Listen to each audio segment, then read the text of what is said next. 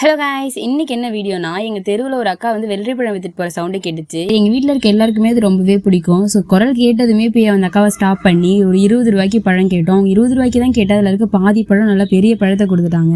இந்த பழத்தில் பார்த்தீங்கன்னா அவ்வளோ பெனிஃபிட்ஸ் இருக்குங்க. எப்படி தர்பூசணி கரும்பு ஜூஸ்லாம் சம்மர் சீசனில் மட்டும் கிடைக்குதோ அந்த மாதிரி தான் வெள்ளரி பழமும் சம்மர் சீசனில் தான் கிடைக்கும். அது எப்போல்லாம் உங்கள் கண்ணுக்கு படுதோ அப்போல்லாம் வாங்கிட்டு போயிட்டு ஜூஸ் போட்டோ இல்லை சக்கரை வச்சு சாப்பிடுங்க. ஃப்ரூட் நீங்கள் சாப்பிட்றதுனால நம்ம பாடியில் இருக்க ஹீட்லாம் ரெடியூஸ் ஆகும். இந்த பழம் வந்து இப்போ கொஞ்சம் காஸ்ட்லியா தாங்க இருக்கு. என்னடா இவ 20 ரூபாயை காஸ்ட்லின்னு சொல்றான்னு நினைக்கிறீங்க? ஏன்னா இன்னும் கொஞ்ச நாள் போக போக இந்த பழம்லாம் நமக்கு ஃப்ரீயாவே கிடைக்க ஆரம்பிச்சிடும். இப்போ சீசன் ஸ்டார்டிங்ன்றதுனால நமக்கு கொஞ்சம் காசு கொடுத்து வாங்குற மாதிரி இருக்கு.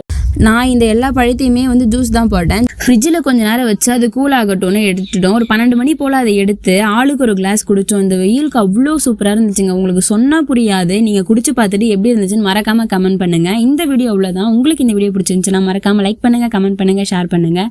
இன்னொரு நல்ல வீடியோவில் பார்க்கலாம். டாடா.